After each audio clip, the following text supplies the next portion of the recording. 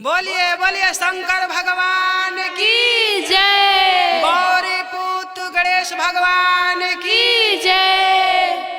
नीलम दीदी हरिंदर भैया की जय हो। श्रोता समाज गढ़ की जय।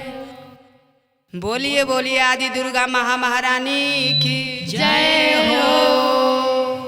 कि गौरा हो कमन तपावा कैलो अपना हाथ से,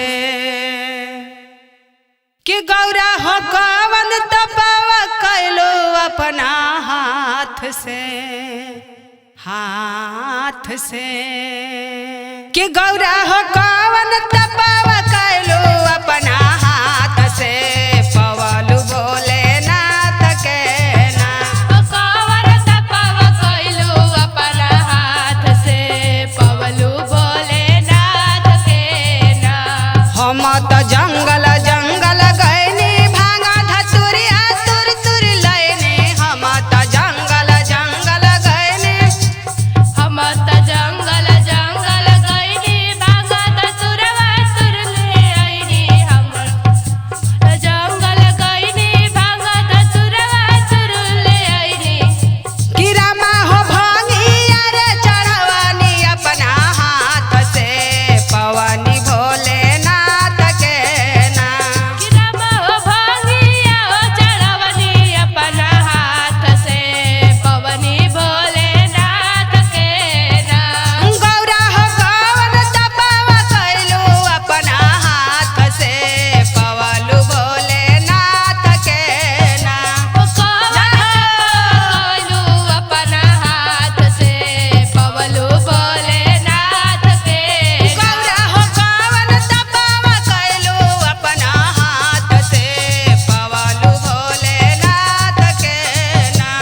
गौरा हो कवन तपावा कैलू अपना हाथ से, पवलू भोलेनाथ के ना। हम त जंगल जंगल गइनी फुलावा लोरी लोरी के होले आइनी, हम त जंगल हम त जंगल जंगल गइनी फुलवा लड़ के ओले आइनी। हम त जंगल जंगल गइनी फुलवा लड़ के ओले आइनी। रामा हो फूलवा हो चढ़वानी अपना हाथ से, पवनी भोलेनाथ के। ओह फुलवा हो चढ़वनी अपना हाथ से, पवनी भोलेनाथ के। रामा हो मालावा रे चढ़वानी अपना हाथ से, पवनी शंभुनाथ के ना। हो चढ़वनी अपना हाथ से, पवनी भोलेनाथ के ना। गौरा हो कवन तपावा कैलो अपना हाथ से, पवलु भोलेनाथ के ना। कवन तपावा कैलू अपना हाथ से, पवलू भोलेनाथ के ना। गौरा हो कवन तपावा कैलो अपना हाथ से, पवलु भोलेनाथ के ना। गौरा हो कवन तपावा कैलू अपना हाथ से, पवलू भोलेनाथ के ना। हम तो शहर बजरिया गइनी मेवा मिसिरी होले आइनी, हम तो शहर बजरिया नी मेवा मिसिरी होले आइनी। हम त शहर बजरिया गइनी मेवा मिसिरी ओले आइनी। हम त शहर बजरिया गइनी मेवा मिसिरी ओले आइनी।